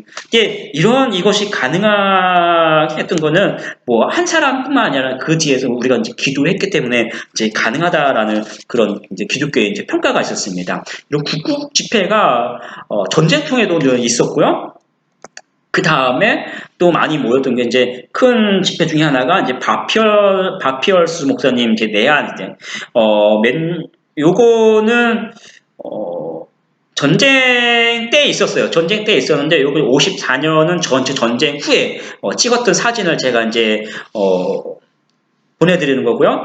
이 박별스 목사님도 큰 집회를 했지만 우리한테 이제 잘 알려지는 거는 이제 월드비전 창설해서 당시 많은 이제 가난한 아이들하고 뭐 이런 사람들, 빈민 이런 것들 이제 많이 활동을 했었고, 그 다음에 또 있었던 이제 빌리그리암 목사님 52년 12월에 이제 또 오셔서 전쟁통에서 역사 이렇게 활동하셨고, 그러니까 우리는 전쟁 속에서 신앙이 안 된다라는 게 아니에요. 오히려 전쟁 속에서 더 모여서 조국을 위해서 이제 기도하고 그런 역사가 있었다라는 거 보여주고요. 또 이제 기독교 세계 봉사회라는 거는데 이 교회가 전쟁 속에서도 이런 이제 봉사 활동 이렇게 많은 어려운 사람들이 이제 난민들이 있으니까 이런 것들 우리도 힘들지만 그런 사람들을 도왔다라는 거죠. 여기 먹는 게 뭐냐고 했는데 여기 먹는 게 아마 아시는 분은 아실 거예요. 제가 보니까 밀 넣은 우유죽이라고 하네요. 밀 넣은 우유죽 이런 것들 고아들한테 이제 같이 먹이고 그런 역사가 있었습니다. 그러니까 일제강점기나 6.25 시대는 세상적인 가치관으로 뭐 종교활동이라죠. 오늘 그지 무슨 이런 통해서 무슨 뭘 하겠냐라고 하는데 그런 속에서 우리가 어땠어요? 그런 속에서도 조국 해방에 앞장섰고 이 민족 지도자들 우리 이제 기독교 이제 장로님들 대부분 되겠죠. 이런 분들이 앞장섰고 또 나라 민족을 위해서 같이 기도하고 나도 어렵지만 더 어려운 사람들을 돕고 이런 활동들이 있었습니다. 그러니까 지금 우리가 힘들다고 하지만 어때요? 진정한 기독교인은 어때요? 나라 사랑하는 마음과 교회를 사랑하는 마음이 어때요? 지금 나와서 지금 기도해야 되는 거 더 뜨겁게 이게 우리가 나갈 길이에요. 그리고 이런 환란의 역사가 있었으면 이후로는 이제 급속도로 이제 전쟁 끝나고 한국 사회가 안정이 되죠. 안정이 되면서 교회도 급속도로 성장하고 성장 운동도 있어요. 성장하고 그러면서 오늘날까지 이제 신학적으로도 좀 안정되고 이런 게 있습니다. 종전 후에는 물론 사회는 혼란스러웠죠. 기독교도 혼란 속에서 이제 많이 힘들었는데 정치권이 싸우는 것처럼 교회도 그런 역사를 같이 타요. 그러면서 정치권이 막 좌파 우파 막 여러 개의 정치가 있었던 것처럼 교회도 장로교회가 큰 덩어리가 아니라 이런 것 속에서 이제 막 분열되기 시작. 분열되고 또 한편으로는 어떤 중소교단들이 이제 막 늘어나면서 그러면서도 또 늘어나니까 또 성장하는 또 기회가 되기도 하고 그러면서도 오늘날까지 쭉 보면서 성장하면서 신학적으로 좀 다듬어지기도 하는 그런 역사가 전쟁 후부터 지금까지 이제 있는 그런 거죠. 1970년도에 이제 한국교회 이제 100주년이죠. 100주년을 앞두고 각 교단이 이제 경쟁적으로 먼저 막 중소교전도 나오지만 경쟁적으로 이제 교세 확장 운동을 이제 막 세워요. 그러면서 교회가 더 막 커지는 거죠. 그래서 이제 합동측 같은 경우는 1만 교회 운동 이런 게 있었고, 통합측 같은 경우는 연 300교회 개척 운동 이런 게 있었고, 감리교회 100만 신도 운동 뭐 이런 것들이거든요. 뭐 여기는 보면 기독교 100주년 선교대 이제 사진이라고 제가 이렇게 올려놨는데 이런 것들도 있었고요. 그러면서 이제 교회가 막 성장을 하는 거예요. 이 이후 때는 뭐 신자수, 신도수, 뭐 교회당 크기, 뭐 헌금 액수, 뭐 예수, 뭐 이런 것들 이게 그러니까 당시 보면은 그때는 양적 성장했던 한편으로는 지금 평가 보면 양적 성장은 굉장히 많이 성장했다라는 우리가 이제 평가를 하게 되고 한국기독교 100주년 선교대회가 이제 83년 8월 15일에서 9일까지 이제 5일간 여의도 광장에서 있었던 거예요. 이때 빌리그레아 목사님 이제 설교했고 한 400만 명 정도가 참석했다고 합니다. 사회가 이 시기를 전쟁 후에 이 시기를 거쳐서 더 확산되고 그 다음에 이제 뭐 다양한 뭐 신학교들 늘어나고 교단이 이제 분리되고 하면서 나름대로 신학들이 이제 정립이 되고 그러면서 제일 중요한 건 아무래도 찬송가 성경의 오늘에까지 이루고 또 우리 교회도 어떻게 전쟁 이후에 이제 교회 우리 인천에 이제 개척이 되고 오면서 오늘에 이르렀다라는 거예요. 그러면은 이 역사가 어떻게였습니까? 처음 하나님께서 이미 1800년대부터 한 사람으로부터 조용히 알려지고 하다가 조미수 통상협약 이걸 통해서 많은 사람들이 들어오고 언더도 앞에절로 선교사님 들어오고 또 평양 대붕 있고 하면서 쭉 늘어나고 막 많은 선교사들이 늘어나다가 전쟁이 터지죠. 이 환란을 다 겪고 나고 또 막 늘어나가 어느 정도 이제 침체기라는 이런 그런 속에서 코로나가 터진단 말이죠. 그러면은 이 긴 역사를 봤을 때 이 코로나라는 건 뭘까요? 잠깐의 우리가 아까 제가 말씀드렸죠. 이것을 끝나지 않는다는 이 긴 역사는 이렇게 끝나지 않나요? 잠깐의 준비기로 우리가 어떻게 될까요? 다시 한번 교회를 우리의 신앙을 다듬는 준비기로 다스려야지 이거를 세태기로 맞이하고 이대로 가버리면 어떻게 되냐? 한국교회도 유럽교회도처럼 완전히 무너지는 거예요. 이 역사가 이만큼 있었으면 다시 이제 침체기가 아니라 준비기로 맞이해서 이후에 다시 성장기로 가야 된다는 거예요. 역사는. 그래서 교회의 역사는요. 한국의 역사하고 맥락을 같이 해요. 그래서 어려울 때 조국교회가 어려웠을 때 조국이 어려웠을 때 한국교회는 같이 있었다는 그들 위해서 조국을 위해서 기도했었고 더 우리가 힘썼고 봉사했었고 지금도 환란이 있지만 우리 신앙은 멈추지 않는다라는 거 여러분 기억을 하세요. 그래서 우리 역사의 과제, 우리나라 역사의 과제가 있잖아요. 중요한 과제. 우리가 그동안 많이 신경 쓰지 않았지만 우리 한국 교회가 가지고 있는 역사의 제일 중요한 거는 통일 한국이죠. 통일 한국의 기독교가 어떻게 준비되는지 또 우리 역사의 우리가 지금까지 이렇게 잘 살았고 그러면서 세계 선교로도 많이 갔었는데 다시 한번 세계 선교에 대해서 어떻게 할 것인지 다시 또 내실을 준비하는 어떤 재정비 기간 이런 것들을 우리가 지금 갖춰야 된다는 거예요. 전도가 안 됐잖아요. 전도가 안 됐지만 지금 어떻게 될지 다시 준비해야 이 코로나 이후에 세계 선교를 쫙 하고 다시 나가는 거예요. 그래서 제가 이 강의를 준비할 때도 마찬가지지만 마지막으로 말씀드리는 거는 코로나로 우리가 물러나지 말라는 거예요. 코로나로 물러나지 말고 지금 다시 여러분의 신앙을 준비하고 더 힘써서 나라와 교회를 위해서 기도하고 그래서 코로나 이후에 여러분들이 신앙이 더 강해지고 우리 교회가 더 성장하고 조국과 세계에 더 크게 하나님 앞에 쓰임받는 우리 교회 우리 성도들이 되기를 축복합니다.